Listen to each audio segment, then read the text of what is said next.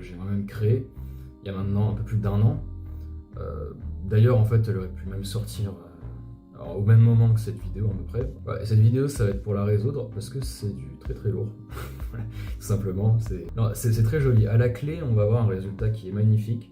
Juste avant de commencer, pour donner un peu de contexte, parce que voilà, en même temps, ça permet de rendre hommage à un mathématicien que j'aime beaucoup en fait, et qui m'a beaucoup inspiré pour la création de cette intégrale surtout.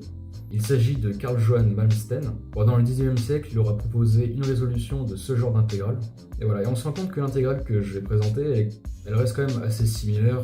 Malmsten, lui, il avait mis les fonctions polynomiales dans le log et les fonctions hyperboliques au dénominateur. Notre intégrale du jour, ça sera à l'inverse.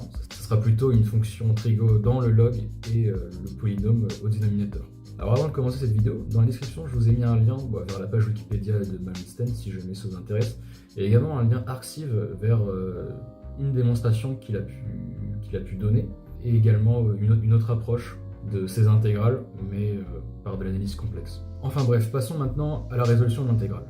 Ok, donc commençons. Donc je vous ai réécrit l'intégrale. Première remarque, la limite quand x tend vers 0 de log tangente x sur x, ça fait log 1, donc 0. Donc en particulier, la limite quand t tend vers 0 de log tangente xt sur xt, ça fait toujours log 1, donc 0.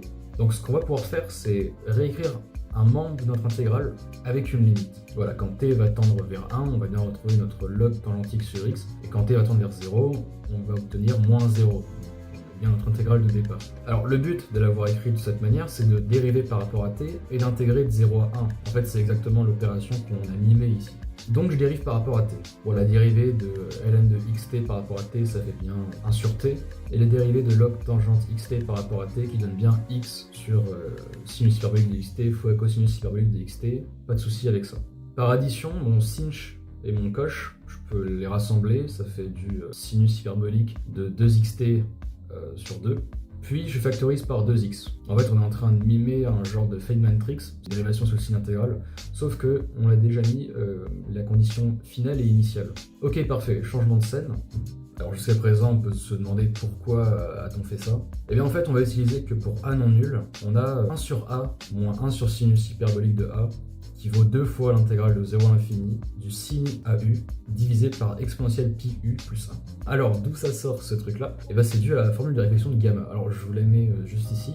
Alors malheureusement dans cette vidéo je ne vous démontrerai pas cette égalité et ni même l'égalité intégrale. En fait ça prendrait juste beaucoup trop de temps et c'est vraiment pas ce qu'il y a de plus intéressant dans la vidéo. Pour l'instant là cette égalité c'est vraiment une passerelle pour passer d'une double intégrale vers une triple intégrale. Mais c'est vraiment pas le passage le plus important. Et de toute façon, cette formule de réflexion pour gamma, je la démontrerai dans une prochaine vidéo, si la vidéo ne sort pas dans 1 an bien sûr. Mais bref, pour l'instant on va la mettre. Je vais donc remplacer mon expression dans l'intégrale. Donc de ce fait on passe d'une double vers une triple intégrale. Alors là la vidéo avance et ce qu'on fait c'est qu'en fait on est en train de déplier l'intégrale. C'est-à-dire que de base on avait une intégrale pas très évidente à résoudre. Ce qu'on va faire c'est qu'on va la déplier en plusieurs intégrales pour à la fin faire le cheminement inverse, c'est-à-dire la replier et tomber sur une intégrale qui sera triviale à calculer. Ici, on va encore utiliser une égalité. En fait, pour b réel, on a 1 plus b au carré, qui vaut l'intégrale de 0 à l'infini de cosinus bt fois exponentielle moins t. Voilà, ceux qui sont très à l'aise avec le calcul intégral le verront peut-être directement, c'est dû au caractère périodique de la dérivée des fonctions trigonométriques. En effet, on va exécuter une intégration par partie, donc je vais intégrer l'exponentielle et dériver le cosinus. La limite entre crochets se fait très facilement, ça fait juste 1, et notre intégrale avec du cosinus devient donc 1 moins b fois cette même intégrale, mais en remplaçant par un sinus. Je vais refaire exactement la même chose, c'est-à-dire intégrer l'exponentielle, dériver le sinus, et par périodicité de la dérivée, en fait, je vais retomber sur du cosinus. Au final, mon intégrale de départ, c'est 1 moins b carré fois cette même intégrale. Et en résolvant pour mon intégrale, je trouve donc qu'elle fait bien 1 sur 1 plus b carré. Bref, remplaçons alors, ce qui nous permet d'obtenir cette fois une quadruple intégrale.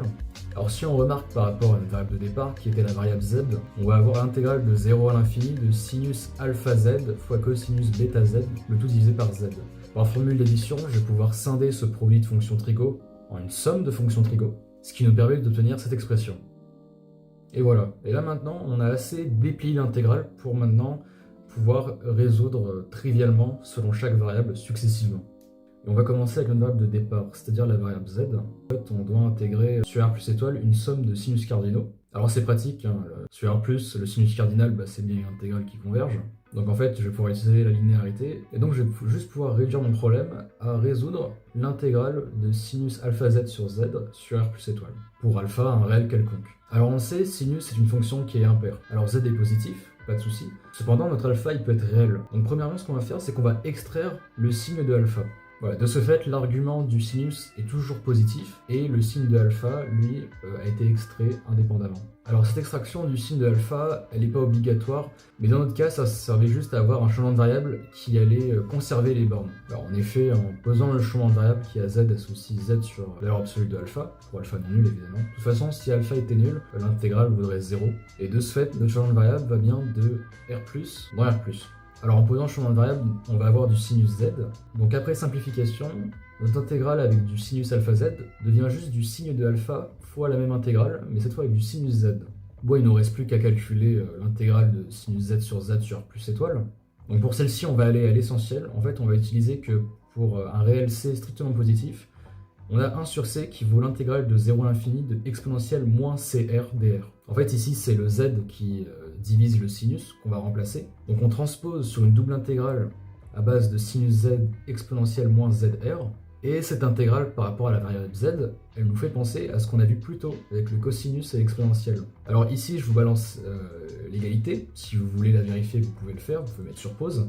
Je ne la referai pas ici, c'est exactement le même principe. On fait une double IPP. Et j'obtiens ainsi le signe de alpha fois l'intégrale de 0 à l'infini de 1 sur 1 plus r carré. Bon, ici, on reconnaît directement, ça va se primitiver en du arctan de r. Donc notre intégrale de Dirichlet avec du alpha z donne du pi sur 2 fois sinus de alpha. Et donc l'intégrale de départ avec notre somme de sinus, ça va donner pi sur 2 fois le signe des arguments contenus dans chaque sinus. Et bien parfait, on va pouvoir continuer. Donc on a résolu l'intégrale par rapport à la variable z, je vais pouvoir la remplacer avec la nouvelle expression qu'on a trouvée. Et voilà, on va obtenir moins pi fois la triple intégrale d'une somme de signes fois exponentielle moins t, le tout divisé par exponentielle pi u plus 1. Alors si vous vous souvenez bien, en fait en deuxième variable, on avait fait apparaître la variable x. Seulement ici, pour continuer notre calcul, on ne va pas résoudre par rapport à x, on va résoudre par rapport à t. Donc c'était la dernière variable qu'on avait fait introduire dans notre calcul. Donc, comme pour le calcul de la précédente, je vais vous isoler l'intégrale selon la variable t. Alors sur R+, exponentielle moins t possède une intégrale convergente. Et donc, même idée qu'avant, on va encore utiliser la linéarité pour résoudre indépendamment chaque intégrale. Alors x, si vous vous souvenez bien, il appartient à l'intervalle 0,1. U, lui, il appartient à R+. Donc en particulier, 2xu plus t est toujours positif. Donc le signe de 2xu plus t vaut toujours 1. Cependant, pour le signe de 2xu moins t, c'est plus vraiment la même. En fait, par produit, 2xu, il appartient à R+. T aussi appartient à R+. Donc il existe une valeur de t pour laquelle le signe de 2xu moins t va être négatif ou positif. Donc pour notre intégrale à droite, on va faire du Chasles. Je vais découper en allant de 0 à 2xu et en allant de 2xu à plus l'infini. De 0 à 2xu, cette quantité est bien de signe positif, mais négatif quand on se place sur 2xu à plus l'infini. Et cette fois-ci, on va regarder notre intégrale qui est tout à gauche, l'exponentielle moins t, allant de 0 à l'infini. Pareil, on va faire du Chasles, et par simplification, on va donc tomber sur 2 fois l'intégrale de 0 à 2xu d'exponentielle moins t. Alors la primitivation est immédiate, on trouve 2 fois 1 moins exponentielle moins 2xu. Et en remplaçant dans mon intégrale de départ, je me retrouve donc avec cette nouvelle expression. Alors que ce soit par rapport à u ou à x, l'intégrale va pouvoir être linéarisée, ça convergera toujours. Et puisque l'intégrale de 0 à 1 de dx vaut 1, et bien après linéarisation, on obtient cette somme d'intégrales. Alors sur R+, intégrer 1 divisé par exponentielle pi u plus 1, ça se fait très facilement. Je peux rentrer le moins pi dans l'intégrale, c'est pratique, il va nous servir. Et je multiplie par exponentielle moins pi u au numérateur et au dénominateur. Ici, on reconnaît la dérivée de la fonction ln de 1 plus exponentielle moins pi u. En infini, ça fait 0. En 0, ça fait ln de 2. Et moins 2 ln de 2, ça fait moins ln de 4. Maintenant, on va s'intéresser à notre intégrale de droite. En haut et en bas de la fraction, je vais multiplier par la quantité conjuguée. De ce fait, je vais pouvoir transposer sur du exponentielle moins u facteur de 2x moins pi, moins exponentielle moins 2xu, le tout divisé par exponentielle 2pi u moins 1. Ici, j'ai posé un changement de variable qui a exponentielle de pi u associe u pour pouvoir transposer d'une intégrale de 0 à plus l'infini vers une intégrale de 0 à 1. La transformation de l'intégrande se fait instantanément en remultipliant en haut et en bas de la fraction par exponentielle moins 2 pi u. Donc on se retrouve avec moins ln de 4 plus la double intégrale sur 0,1 de u puissance x sur pi moins 1 demi moins u puissance x sur pi, le tout divisé par 1 moins u. Au numérateur, je vais faire du 0 égale 1 moins 1. En fait, dans le but de pouvoir linéariser mon intégrale en conservant sa convergence. Et pour continuer la vidéo, ici, on va poser pour s strictement positif, f de s, l'intégrale allant de 0 à 1, de 1 moins u puissance s moins 1, divisé par 1 moins u. Donc en fait, je me retrouve avec moins ln de 4, plus l'intégrale de 0 à 1, de f de x sur pi plus 1, moins f de x sur pi plus 1 demi. Voilà, hop, changement de scène. Donc pour s positif, je vous réécris f de s comme on l'avait défini. Pour commencer ici, en fait, on va juste déduire une égalité fonctionnelle. Donc tout à l'heure, je vous avais fait un coup de 0 égale 1 moins 1. Ici, on peut dire aussi que 0, ça fait u puissance s moins u puissance s. Et par des arguments de Riemann intégrable, je peux linéariser cette nouvelle expression. Donc d'un côté, j'ai l'intégrale de 0 à 1 de 1 moins u puissance s sur 1 moins u, moins l'intégrale de 0 à 1 de u puissance s moins 1 moins u puissance s divisé par 1 moins u. Alors évidemment, on peut et on doit le faire, c'est factoriser par u puissance s moins 1 au numérateur. En effet, ça permet de simplifier le 1 moins u, et ça c'est vraiment sympa, parce que l'intégrale de 0 à 1 de u puissance s moins 1, ça fait juste 1 sur s, ce qui, par définition, nous donne f de s plus 1 moins 1 sur s. Ok, sympa, donc une première petite relation fonctionnelle de cette fonction f, et vous allez comprendre pourquoi on en a besoin.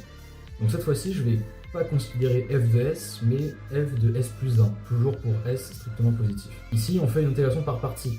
La primitive de 1 sur 1 moins u, c'est moins ln de 1 moins u. Pour calculer le crochet, c'est assez simple, ce sont des limites usuelles. En 1, ça fait 0, comme en 0 égal. Donc ce crochet fait 0, et en fait, on se retrouve avec moins s fois l'intégrale de 0 à 1 de ln de 1 moins u fois u puissance s moins 1.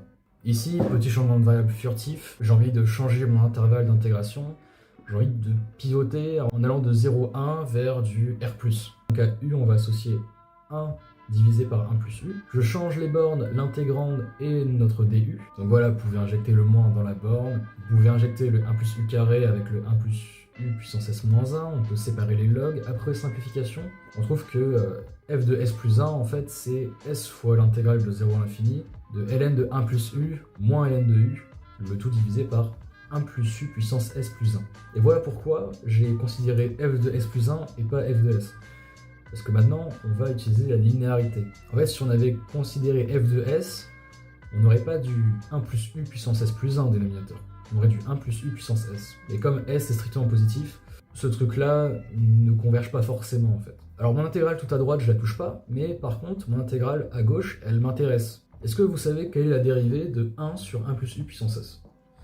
Oui, ça fait moins s sur 1 plus u puissance s plus 1. Voilà, comme par hasard, du coup, naturellement, sur l'intégrale à gauche, on a envie de poser le champ de variable qui a 1 sur 1 plus u puissance s associe u, c'est super naturel.